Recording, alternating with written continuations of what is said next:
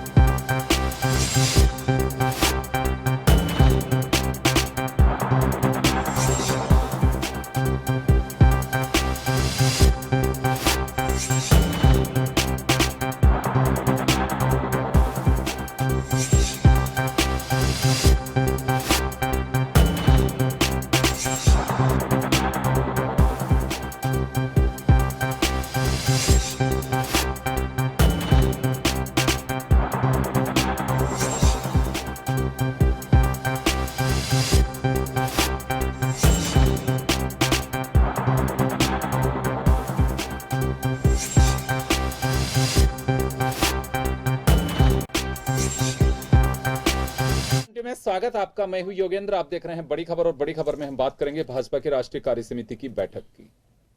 यह बैठक बीजेपी के लिए काफी महत्वपूर्ण बैठक है। 2 दिवसीय बैठक 16 और 17 जनवरी।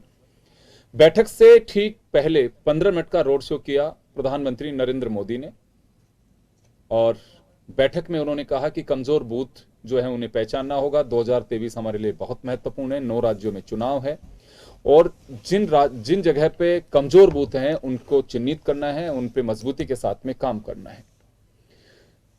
नड्डा की वापसी की संभावनाएं बनी हुई हैं इस बैठक के साथ, क्योंकि उनका भविष्य यानी कि बीजेपी के अध्यक्ष वो रहेंगे नहीं रहेंगे वो भी इसमें तय होना है।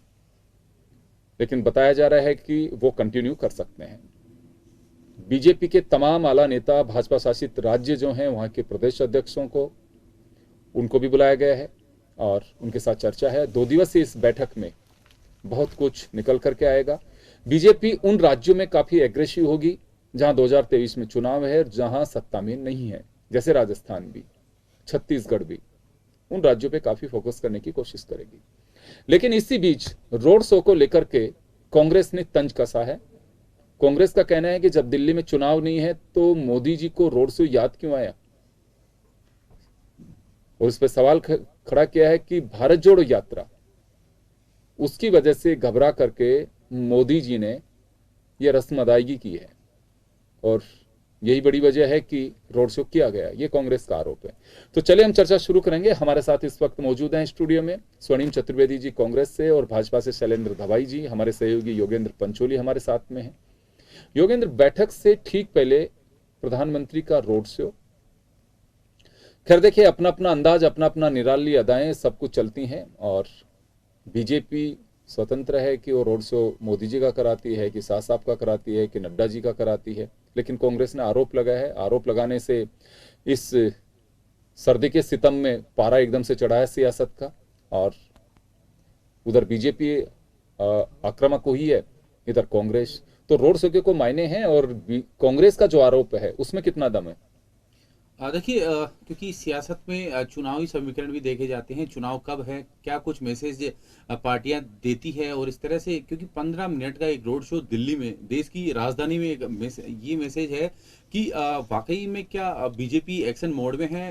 जिन राज्यों में इसी साल विधानसभा चुनाव होने हैं और अगले साल लोकसभा के चुनाव होने हैं, तो ये देश की राजधानी से एक बड़ा मैसेज इसे, क्योंकि अब आज से ही जो इनकी राष्ट्रीय कार्यकारिणी की बैठक है वो भी शुरू हो चुकी है। इन पे किस तरह से बूथ मैनेजमेंट, तमाम जो चीजें हैं बीजेपी का, जो क्योंकि यहाँ बीजेपी सबसे अहम जो भी चुनाव होते हैं वो अपने बूथ मैनेजमेंट और एक कहीं ग्रास रूट से वो अपनी पार्टी को आगे ले जाने का जो प्रयास करती है, मैसेज दिए जाते हैं यहाँ पर। जिस तरह से प्रधानमंत्री नरेंद्र मोदी और जो अमित शाह हैं, वो इस बैठक का जो ध्येय है वो अलग है, लेकिन ये रोड शो चर्चा का विषय विपक्ष के लिए भी है कि यहाँ पर, क्योंकि जहाँ कांग्रेस की तरफ से राहुल गांधी लगातार जिस तरह से यात्रा निकाल रहे हैं, उसका अलग अलग फेज के माध्यम से यात्रा निकाल रहे हैं, तो ये कहीं ना कहीं एक छोटा सा एक कोई जिस तरह से कहते हैं कि फिल्म आने से पहले टीजर जारी कर दिया जाता है, तो कुछ ऐसा तो नहीं है कि कहीं ना कहीं, क्योंकि राष्ट्रीय राजधानी में इस तरह से 15 मिनट का पीएम मोदी का ये रोड शो कहीं ना कहीं अब सियासी हलकों में चर्चा का विषय है। देखिए, बीजेपी का साफ कहना है कि रोड शो तो प्रधानमंत्री नरेंद्र मोदी ने गुजरात में भी किया था और बड़ा लंबा चौड़ा रोड शो किया था। उस वक्त भी राहुल गांधी की यात्रा जारी थी और ये अपना बीजेपी का एजेंडा है कि वो कहाँ रोड शो करे, कहाँ नहीं करे, ये कांग्रेस से पूछने की आवश्यकता नहीं है। इस पर भाजपा ने पलटवार किया है। मैं स्वर्णिम जी आपके पास आना चाहूंगा। रोड शो प्रधानमंत्री नरेंद्र मोदी का पहला नहीं है। जब यात्रा चल रही थी उसी दौरान गुजरात में एक लंबा रोड शो कर रहे थे जहां चुनाव भी थे। बीजेपी का कहना है कि यह एक झलक दिखाने के लिए, और हम कभी भी रोड शो, प्रधानमंत्री जी जनता के बीच रहना पसंद करते हैं, जनता के नेता हैं, तो रोड शो किया, इसमें कांग्रेस को क्या तकलीफ है? देखिए, कांग्रेस ने कोई तकलीफ बयां नहीं की है। कांग्रेस ने तो जो जनता की तकलीफ है उसको लेकर के एक पहले से ही भारत जोड़ो यात्रा हमारी चल रही है, जो केंद्र सरकार की गलत आर्थिक नीतियों के कारण देश में महंगाई बढ़ रही है, पेट्रोल डीजल के नाम पर जो है लूट मची हुई है, ये और बेरोजगारी बढ़ती जा रही है। ये तो हमारा चल रहा है। हमने कोई तंज कसा कि हाँ ठीक है, हमारी जो यात्रा है जो 3000 किलोमीटर करीब कवर कर चुकी है, उसको से कहीं ना कहीं प्रधानमंत्री जी विचलित हैं, अपने आप को परे सरका हुआ महसूस करते हैं। तो आज इस तरह से बिना कारण उन्होंने अकारण एक रोड शो किया। अब जनता के बीच रहना चाहते तो जनता के बीच रहते। 50 गाड़ियों का काफिला लेकर के उसमें आप हाथ हिलाते जा रहे हैं, ये क्या? आप जनता के बीच जाइए, जनता की सुनिए, जनता की दुख तकलीफ दर्द जो जनता बयां करे वो आपके कानों तक पहुंचे। कम से कम इतना नजदीक तो आइए जनता के। लेकिन प्रधानमंत्री जी शो करने में और एक न्यूज बनाने में माहिर है। कहीं बड़ी चर्चाएं होती हैं। आज जो उनकी बैठक होने वाली थी केंद्रीय संचालन समिति की भारतीय जनता पार्टी की, जनता के सवाल क्या उसमें उठेंगे, क्या वहां पे जो नेता जाएंगे वो जनता के जो तकलीफें हैं वो बताएंगे सरकार को, ये सब सवाल उठते, उसकी जगह उन्होंने उसको बदलने के लिए इस तरह से अपना एक देश की राजधानी में, ताकि पूरे देश भर में सिर्फ रोड शो जा सके, और जो बीजेपी की बैठक है उस बैठक में जनहित की कोई बात नहीं हुई, जनता की कोई बात नहीं हुई, देश की तकलीफों की कोई बात नहीं हुई, ये सब चीज छुप जाए, इसको लेकर के उन्होंने रोड शो किया। इससे कुछ भी नहीं है। जी शैलेंद्र जी, सुना अभी आपने स्वर्णिम चतुर्वेदी जी को कि जिस पर फोकस करना चाहिए था उससे बच रही है बीजेपी, और एक केवल पॉलिटिकल स्टंट के लिए ताकि जनता का ध्यान डाइवर्ट हो, इसके लिए रोड शो किया गया। बिल्कुल नहीं है। आप देखिए योगेंद्र जी, भारतीय जनता पार्टी हमेशा जनता के बीच में रहती है, और प्रधानमंत्री जी जो खुद स्वयं उस पृष्ठभूमि से आते हैं, उनको मालूम है जनता का दुख दर्द, गरीब का, मजदूर का, किसान का दुख दर्द क्या होता है, और हमने उसी अनुसार नीतियां बनाई है। जितनी भी केंद्र सरकार की नीतियां हैं, अगर आप मैं नीतियों का बखाना शुरू करूंगा तो बहुत जबरदस्त नीतियां आप देखिए, किसी भी वर्ग के किसान से लेकर आप देखिए, अगर किसानों को अगर सम्मान निधि राशि दी गई है तो वो प्रधानमंत्री नरेंद्र मोदी जी की नेतृत्व में भारतीय जनता पार्टी द्वारा दी जा रही है। आप देखिए जितने भी जन कल्याणकारी नीतियां हैं, चाहे वो आप शौचालय देखिए, शौचालय आज तक हिंदुस्तान में इन्होंने सोचा भी नहीं था कांग्रेस पार्टी ने। इन्होंने 60 साल के लगभग राज किया, और उन्हें एक मान सम्मान महिला का होता है, वो शौचालय तक ये हिंदुस्तान में नहीं दे पाए। ये गरीबी हटाने की बात करते थे, इन्होंने गरीबों को हटा दिया। कभी इन्होंने जो वास्तविक योजनाएं थी, मकान हो चाहे जल देने की बात हो, तो हमारी जितनी भी योजनाएं चल रही है, चाहे प्रधानमंत्री आवास योजना हो, जल जीवन मिशन हो, उज्ज्वला योजना हो, और तमाम जितनी भी और जो इंफ्रास्ट्रक्चर के काम किए जा रहे हैं, आप देखिए अगर मैं आंकड़े बताऊंगा तो 2014 से पहले कितना इंफ्रास्ट्रक्चर हिंदुस्तान में डेवलप हुआ और 2014 के बाद कितना हुआ, ये आंकड़े स्पष्ट बता देते हैं। मैं एक छोटा सा एग्जांपल देता हूं, जैसे राष्ट्रीय राजमार्ग 2014 से पहले 91,000 किलोमीटर थे, जो आज बन के लगभग 1,60,000 किलोमीटर हो गए, और 2024 तक आते आते हम 1,00,000 किलोमीटर राष्ट्रीय राजमार्गों का निर्माण कर देंगे, ताकि इंफ्रास्ट्रक्चर जबरदस्त डेवलप होगा, तभी इंडस्ट्रीज आएंगी, रोजगार बढ़ेंगे, और उसी हिसाब से आप देखिए रोजगार बढ़ रहे हैं। और आर्थिक जो ही बता रहे थे कि महंगाई, आप देखिए आज भारत में सबसे ज्यादा अगर पेट्रोल है तो वो राजस्थान में है, पेट्रोल डीजल, अगर सबसे ज्यादा बिजली की दरें राजस्थान में। और जहां तक आप अर्थव्यवस्था की बात करिए कि इस तरह की महामारी आपने देखा होगा 100 साल में आई, और किस तरह से उसका मैनेजमेंट किया गया। ना केवल यहां वैक्सीन बनी, पहली बार हिंदुस्तान में इस तरह की वैक्सीन बनी, और वो भी 9 महीने में वैक्सीन बनाकर हमने 200 करोड़ से ज्यादा वैक्सीनेशन देने का काम भारतीय जनता को किया और उनको बचाने का काम किया है, तो वो भारतीय जनता पार्टी के प्रधानमंत्री नरेंद्र मोदी जी की सरकार ने किया है। आप बताते हैं, आज देखिए आज 5वीं विश्व की आर्थिक जगत में हमारी आज तू बोल रही है, पूरी तरह से आप देखिए हमारा सिक्का जम चुका है, और 5वीं सबसे बड़ी आर्थिक अर्थव्यवस्था विश्व में बन चुकी है हिंदुस्तान। तो ये कहीं ना कहीं तो तीसरी बता रहे हैं, नहीं तीसरी नहीं बता रहे, 5वीं अर्थव्यवस्था है। आने वाले 2027-30 तक हो सकता है कि हम विश्व की तीसरी सबसे बड़ी अर्थव्यवस्था हो जाए। आप देखिए जहां अमेरिका, यूरोप, ऑस्ट्रेलिया, रशिया, बड़े बड़े जो डेवलप्ड कंट्रीज थे, उनकी इकोनॉमी धराशायी हो गई, वो अभी तक पटरी पे नहीं आई, और किस तरह से भारत जो है वो स्टेबल है और आर्थिक रूप से प्रगति कर रहा है। निश्चित तौर पे अब आपने देखा होगा कोई परिस्थितियों के कारण, चाहे कोरोना काल रहा हो 2 साल, या फिर आपने देखा होगा यूक्रेन और रूस का युद्ध हो, तो किस तरह से भाव बढ़े, ग्लोबली बढ़े, लेकिन फिर भी हमने इन्फ्लेशन को कंट्रोल किया। जिस हिसाब से आपने देखा होगा 2008 में जब यूपी की सरकार थी केंद्र में, इन्फ्लेशन रेट 11% थी, हमने 7.5% से ऊपर इन्फ्लेशन रेट नहीं जाने दी, और बहुत अच्छा मैनेजमेंट किया, तभी हम 5वीं अर्थव्यवस्था। जवाब दिलवाता हूं मैं आपको। स्वर्णिम जी, जनता के मुद्दों पे तो चर्चा बीजेपी करती है। अभी आपने सुना शैलेंद्र धाबाई जी को कि जो योजनाएं हैं वो जनता के बीच है और जनता को फैसला करना है उस पे। हम इनका साफ कहना है कि जो जनता से जुड़े मुद्दे हैं वो हम जनता को दिखाते हैं, उसके बाद ही तो चर्चा करते हैं। देखिए, मैं तो आश्चर्यचकित हूँ 2-3 चीज़ों को लेकर के। आप कभी ये कह रहे हैं कि 5वीं अर्थव्यवस्था है आज। 2013 का अगर आप देखेंगे तो रैंकिंग, तो 3रे नंबर की अर्थव्यवस्था थी हिंदुस्तान। ये शायद इनको नहीं पता होगा, कई जगह मैंने बताया, कोई भी इसको जानकारी ले सकता है। दूसरी चीज़ ये है कि अभी बार बार आप कह रहे हैं कि कच्चे तेल के दाम गिर रहे हैं, सबको पता है 22% तक गिर चुके हैं पिछले 8 महीने में। पेट्रोल डीजल के दाम तो हिंदुस्तान में नहीं कम हुए। अब जनता के बीच जाने से ही पता पड़ेगा ना उनकी तकलीफें क्या है। अगर उज्ज्वला योजना आपने चलाई और रसोई गैस का सिलेंडर नहीं भरा सकता आदमी, 1100 रुपये खर्च नहीं कर सकता, तो किस बात की योजना है।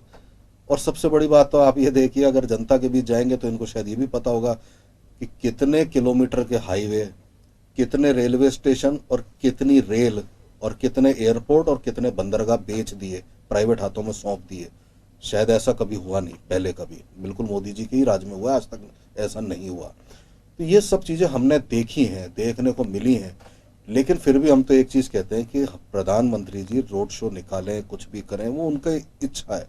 लेकिन अगर जनता के बीच जाकर के बैठ के बात करें, जनता के बीच कोई यात्रा निकालें, जनता के बीच रह करके, प्रधानमंत्री जी छोड़िए, इनके प्रदेश अध्यक्ष जी, इनके और दूसरे कोई नेता, वो जनता को साथ लेकर के उसके बीच रहें अगर 2, 4, 5, 10 दिन। हम तो बहुत सारे दिनों से हमारे नेता और कार्यकर्ता सारे लगे हुए हैं, जानते हैं, तो आपको दुख तकलीफ पता पड़ेगी, देश किस दिशा में जा रहा है ये जानकारी मिलेगी।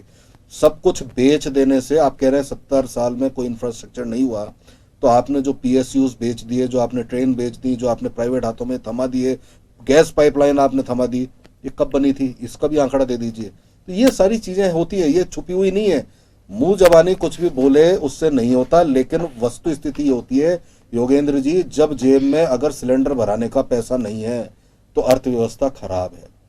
अगर पेट्रोल डीजल के दाम घट रहे हैं पूरे विश्व में और हमारे यहाँ ही बढ़े, तो अर्थव्यवस्था या आर्थिक नीति गलत है।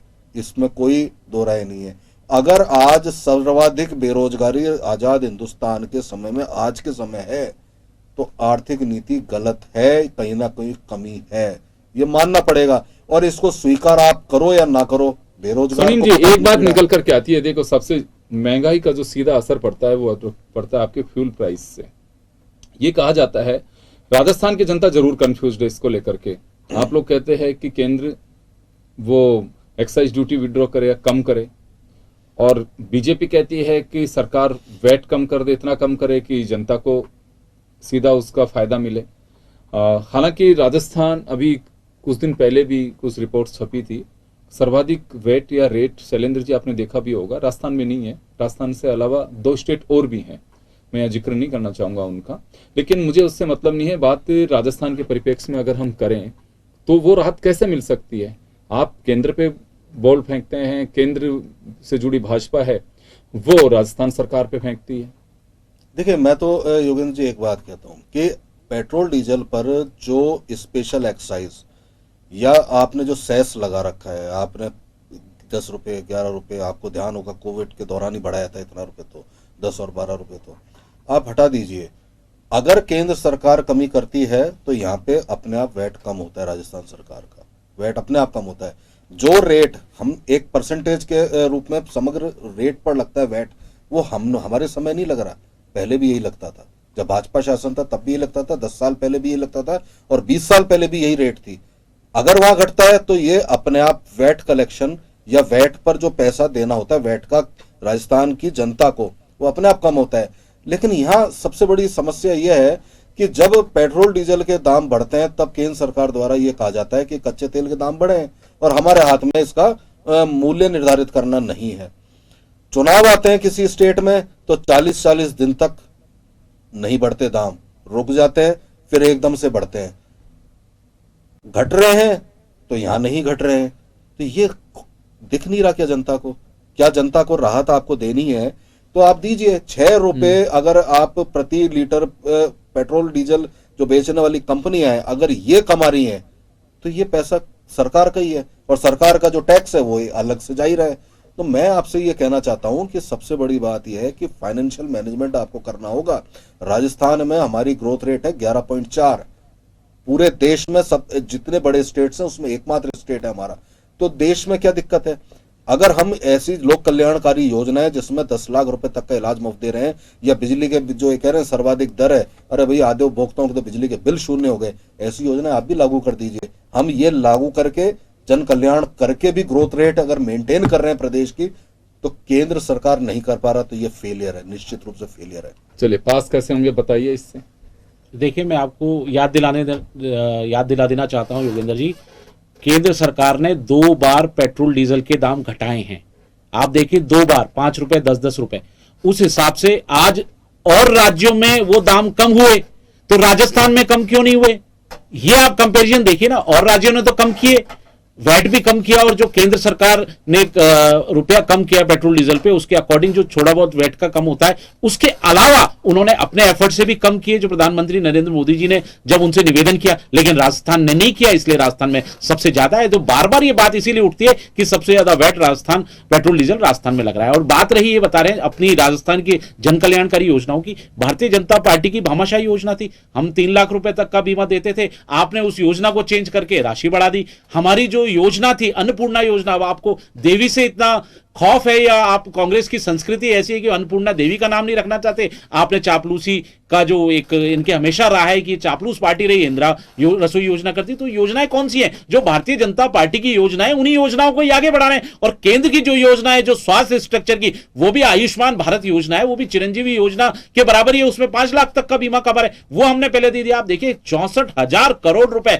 स्वास्थ्य इंफ्रास्ट्रक्चर पर खर्च किया गया है। और यही मैं बता रहा हूं, रोड शो तो प्रधानमंत्री नरेंद्र मोदी जी ने गुजरात में भी किया है, और वो हमेशा जनता के बीच में रहे हैं। आप चाहे युवा वर्ग को देख लो जो ये बेरोजगारी की बात करते हैं, और सबसे ज्यादा अगर स्किल डेवलपमेंट वाले प्रोग्राम चले तो वो केंद्र सरकार ने चलाए। स्टार्टअप आप देखिए 100 यूनिकॉर्न हो गए। कभी कांग्रेस सरकार सोच सकती थी कि हमारी इतनी पोटेंशियल है, 100 यूनिकॉर्न स्टार्टअप से खड़े हो गए, मेड इन इंडिया बन रहा है, स्किल डेवलपमेंट के प्रोग्राम चल रहे हैं, करोड़ों लोगों को उससे प्रत्यक्ष अप्रत्यक्ष रूप से रोजगार मिल रहा है, डायरेक्ट भी रोजगार दिया जा रहा है। जिस हिसाब से अभी 10 लाख भर्तियां खोली गई हैं, पहले इससे हम 7 लाख भर्तियां दे चुके थे, तो करोड़ों लोगों को रोजगार मिला। और किस तरह से इंफ्रास्ट्रक्चर का डेवलपमेंट होता है, जब सबसे सुदृढ़ बात होती है कि स्टेबिलिटी, जब हमने स्टेबिलिटी दी, भारतीय जनता पार्टी ने एक स्थिर सरकार दी है, एक सुदृढ़ सरकार दी है। आज शांति व्यवस्था देखिए, भ्रष्टाचार जीरो टॉलरेंस है, एक मामला भ्रष्टाचार का नहीं 8 साल में, ये तो भ्रष्टाचारी सरकार है कांग्रेस। आप देखिए इन्हीं के डीजीपी बोलते हैं कि पहले मंथली लिया जाता था, अब वीकली लिया जा रहा है। तो ये क्या मॉडल पेश करेंगे? इनका मॉडल तो गुजरात में फेल हो गया। अगर यात्रा राहुल गांधी जी कर रहे हैं तो राहुल गांधी जी की गैर राजनीतिक यात्रा है। मैं पूछना चाहता हूं स्वर्णिम चतुर्वेदी जी की राजनीतिक यात्रा है, कोई उद्देश्य नहीं है, सिर्फ वो चले जा रहे हैं। भारत को समझने की कोशिश 2004 से उनकी चल रही है, वो ना आज तक जनता को समझ पाए, ना जनता के मुद्दों को समझ पाए। तो ये तो आप भूल जाइए कि आपकी यात्राओं का उद्देश्य क्या है। यात्राएं की भारतीय जनता पार्टी ने की, लाल कृष्ण आडवाणी जी ने यात्रा की, जो उनका उद्देश्य था। आज देखिए वो भव्य श्री राम मंदिर बनने जा रहा है, जिसको 500 सालों से हिंदू समाज अभी इनको लग रहा है कि भारत में कुछ गड़बड़ है, तो उसको जोड़ने की बात कर रहे हैं आप। मैं पूछना चाहता हूं ना, स्वर्णिम जी बैठे हैं, बताइए भारत कहां टूटा है? स्वर्णिम जी बताइए ना, भारत कहां टूटा है? समय कम है, चलिए जवाब दे दीजिए। भारत कहां टूटा है? अगर भारत को तोड़ा है तो इन्हीं के कांग्रेस पार्टी के राहुल गांधी जी के पूर्वजों ने भारत को तोड़ा है। पाकिस्तान बना, आप बताइए धर्म के आधार पर आपने भारत के टुकड़े करे नहीं करे? आपने जम्मू कश्मीर को अलग राज्य का दर्जा देके आपने उसको अलग कर दिया। नॉर्थ ईस्ट को आपने कभी, मैं आपको बताना चाहता हूं, उत्तर पूर्वी, बिल्कुल मैं छोटा सा 10 सेकेंड, उत्तर पूर्वी जो भारत था उसको पूरी तरह से निगलेक्ट कर रहा था कांग्रेस पार्टी ने। आज भारतीय जनता पार्टी ने वहां इंफ्रास्ट्रक्चर डेवलपमेंट किया है। आप देखिए जितने भी चाइना बॉर्डर थे वहां इंफ्रास्ट्रक्चर डेवलप किया है। आज हम रक्षा संसाधन खुद भारत में बना रहे हैं। कांग्रेस पार्टी चलिए अपने पास में 1 मिनट का समय है, 1 समय। हाँ योगेंद्र जी, इंफ्रास्ट्रक्चर डेवलपमेंट हो रहा है, चाइना द्वारा किया जा रहा है, पूरा देश कह रहा है, और प्रधानमंत्री नरेंद्र मोदी जी से पूछ रहे हैं कि हिंदुस्तान की सरहद में आकर के चीन क्यों गांव बसा रहा है। कोई जवाब नहीं है इस बात का। बताइए ना, एक भी गांव बसाओ तो बताइए ना। आपके राहुल गांधी जी क्या, आप राहुल गांधी जी क्या स्टेटमेंट देते हैं कि चीनी सैनिकों ने भारतीय सैनिकों को पीट दिया, इस तरह के स्टेटमेंट देते हैं? आप एक एग्जांपल बताइए, लाइए अभी गूगल करिए ना। मैं स्वर्णिम जी गूगल कहता हूं, गूगल करिए, आप बताइए। गूगल पर सारी साइट है, आप दिखाइए, एक अभी गूगल करके दिखाइए कि कहां कहां कब्जा हो रखा है और भारत की बाउंड्री में हो रखा है, दिखाइए।